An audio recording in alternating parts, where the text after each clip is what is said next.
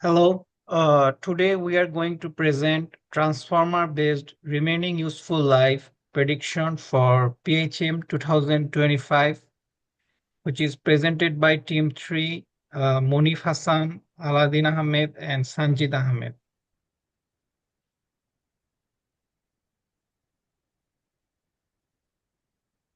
The key points will be discussed in this presentation will be introduction, objective, methodologies, result and discussions, and conclusion.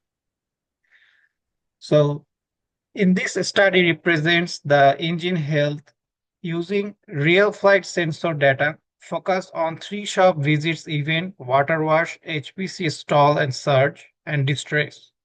Work with a dataset from the PHM Society 2025 challenge aim to predict how many flight cycles remain before each event, and our goal is to support maintenance team with accurate remaining life prediction. The objective is to design the train three independent deep learning based regression model capable of accurately predicting cycles and using only the sensors and environment measurements available during the revenue service flight. To develop a robust data processing pipeline that handles missing snap variable data profiles and with multi snapshot per flight nature of the data. To achieve competitive performance while maintaining a interoperability and computational efficiency suitable for future on-wing deployment. The methodology, the dataset overview, the training set. The dataset contains metadata and sensor data of the 8 compression jet engine, each with up to 15,000 data points across the flight. Validation dataset. The validation dataset contains data points from 47 different and test set. The test dataset contains data points from 52 different engines. The target variables are cycles underscore to WW, cycles to HPC and cycles to HPT from the current cycle. The data processing workflow, the snapshot selection and data cleaning kept only stable cruise snapshots 1, 2, 3, 4, 5, 6, 7, 8. The snapshot 5 wasn't available to present in the training data. Drop the operational last two column sensed P25, T5 as they are missing in dataset. Draft sense BVB column as most of the data points in this column was the draft snapshot column after filtering. The snapshot column does not contain any learnable data, is just a snapshot number. Now I would like to introduce Sanjid Ahmed to present the rest of it. Here you can go. Hello, Munifasam, am I audible? Can you hear Yeah, me? yes, I can hear you. Okay, I'm Shantidul Ahmed. I will carry on from here, from the rest of the methodology part. Then we have done the multi-snapshot feature expansion. For each of the seven selected cruise snapshots, every sensor or and environmental parameter was duplicated and renamed by appending the snapshot number to the original column name. This process was repeated for all seven snapshots, transforming the original 10 to 13 usable sensor into for 91 distinct features per flight cycle. For example, original columns it says sensed T3, sensed PS3, sensed T25, sensed Mac. After expansion of snapshot 6, that will be sensed T36, sensed PS36, sensed 25.6, sensed Mac 6, etc. Next. Then we will merge the snapshots per cycle. The seven data frames, one per snapshot were merged on the unique key using a left outer join cascade. The resulting table has exactly one row per flight cycle with 91 snapshot or augmented feature columns. So it will look like the sample. I'm sorry. Go to go previous one. Yeah, the samples before remaining it shows like this picture, and after that renaming the snapshot and and merging the snapshot, it will like the picture below. Then next, and then we'll forward fill the within engine missing values were forward filled along each engine's timeline to preserve continuity. A single min mix scaler was fitted on the full training fleet using all 91 features plus 3 targets. Three separate scaling features were stored for inverse transforming prediction: WW scale, HPC scale, SPT scale. This ensured perfect recovery of physical cycle counts. And then we will normalize the data. All 91 snapshots, spanned features, and three target variables: cycle to water wash, cycle to HPC SV, cycle to HPT SV was normalized together using a signal man scalar fitted once on the full training fleet for 100 engines. This brought every variable into the 0 1 range, ensuring training stability and preventing any data leakage to validation or test data. And then we have to do the model architecture transformer regressor. Two fundamentally different architectures were developed for different tasks. Final submission was used the best performer for each target. We create a transformer based encoder only deep neural network. There is what actually happens inside layer by layer in plain terms. Input was 64 cycles into 91 snapshot rich features. We deliberately used longer windows during final training. We found that this length performs the best for predicting the HPT and HPC values. The 91 features are the multi snapshot expansion described earlier. Every sensor reading from all seven cruise phases stacked side by side. Initial dense projection was the first thing the model does is mix all those snapshots specific measurements together in a learned way. A single dense layer lifts the raw data into a 128 dimensional space. And after that full transformer encoder blocks the Google reasoning engine this year classic Vazwani style blocks. The four head self attention layers every cycle into in the 64 cycle window directly see and talk to every other cycle. It automatically discovers long range relationships such as a shuttle trend that began many hundreds of flights ago, being strongly linked to an upcoming shop visit. Residual deconnections and pre-norm layer normalization keep training smooth and stable even over long sequences. We found that two blocks were the sweet spot. A third added almost no gain and risked overfitting on the limited fleet size. Global max pooling. Directly after the transformer, instead of averaging the 64 cycles, which would blur sharp warning signs, we simply pick the strongest signal from each of the 128 learned channels. Max pooling keeps the critical spike intact and discards the rest of the noise.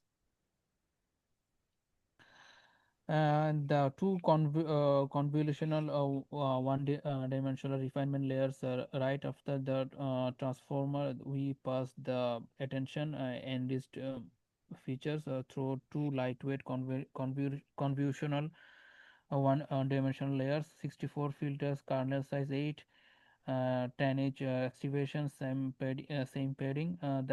These act like a sharp turned detector. They scan the 64 cycles sequence for local acceleration, sudden slope changes, and short burst of the degradation that the global attention sometimes smooth over.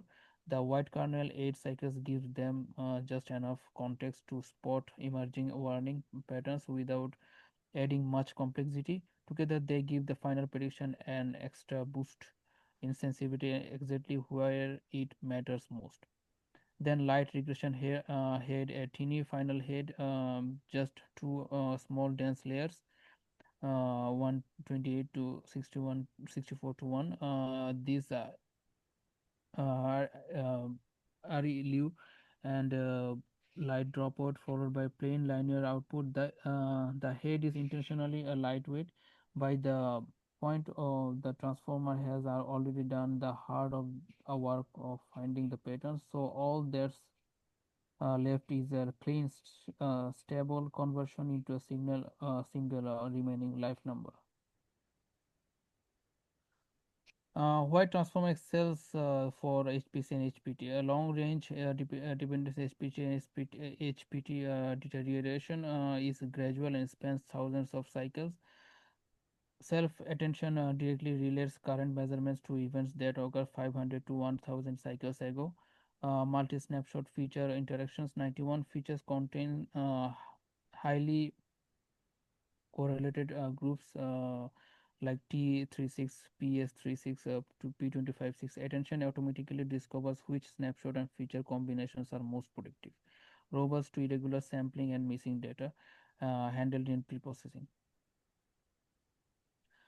Convolutional based deep neural network. The water wash predictor is a clean, first, purely convolutional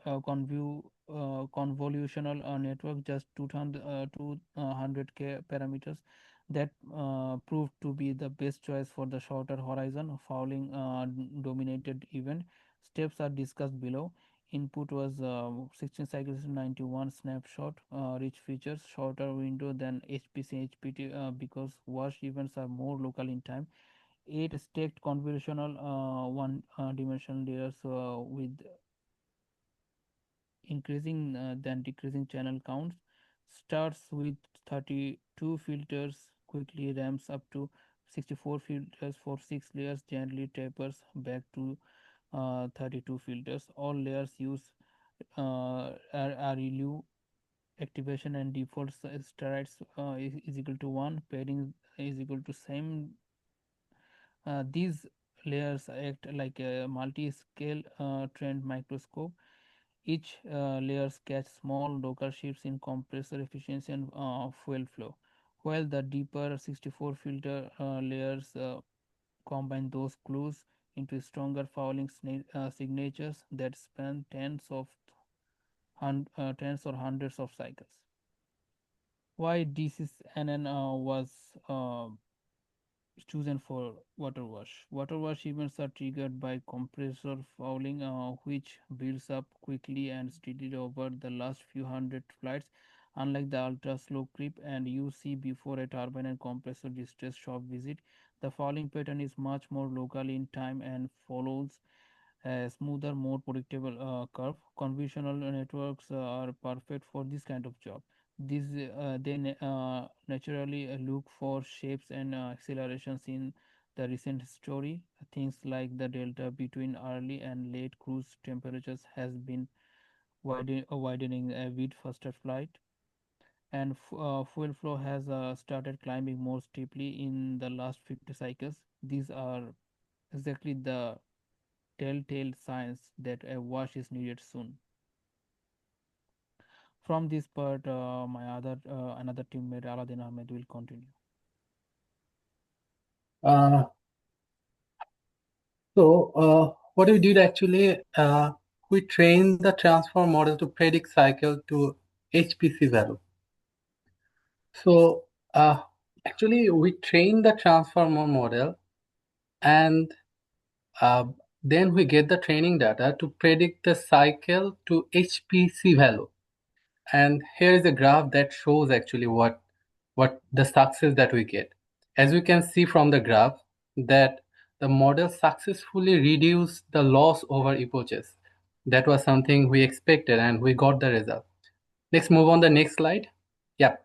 So in this slide, what we did actually, we plotted the models, a predicted value with true value, and we got the values that the values are in close to diagonal line, which is something that we actually anticipated, because that actually represent that the model is accurate, and the model accurately reproduces the true meaning the true remaining life across the entire range.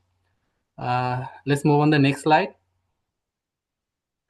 So in here, actually, we transform the model to predict cycle to high pressure turbine value. So for like each step, we actually did predict them in different. So for HPC it's a different thing, for HPT and water washer too. So in HPT we train that transfer model with same architecture and with obviously the same training data to predict only the cycle to HPT value. As before, it also reduced the loss. I mean, that is clear from the graph. Next, move on the next slide. In this slide, we represent the same thing as previous. We plotted the model predicted value with the true value, and the plot is near diagonal, which is something that we wanted. The values are close to diagonal, which is anticipated. And let's move on the next slide. Let's move on the next slide.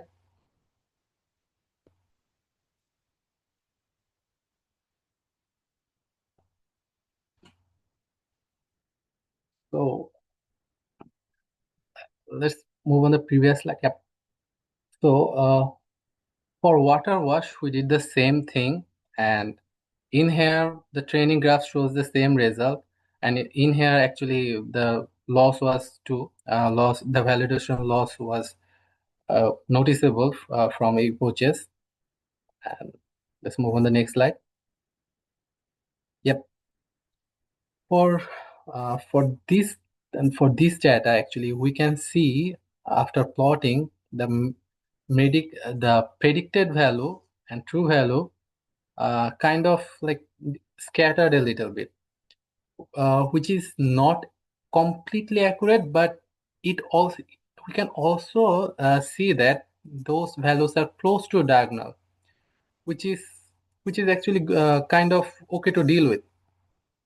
So next, move on the next slide. Yep, here is the results and discussion. Go back. Yep.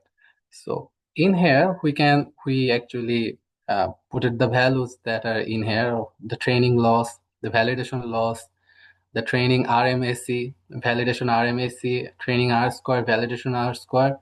For HPC and HPT, those values are close to 1. For water wash, it's a little bit far from it, but it's okay to work with. Yep.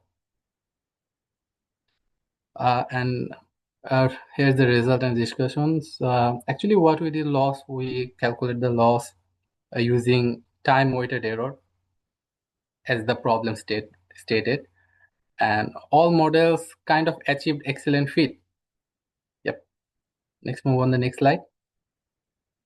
And we also submitted our models in the competition, and we scored 204.4 on the PHM competition. And our team name was We Team 03, as you can see from the pointed arrow.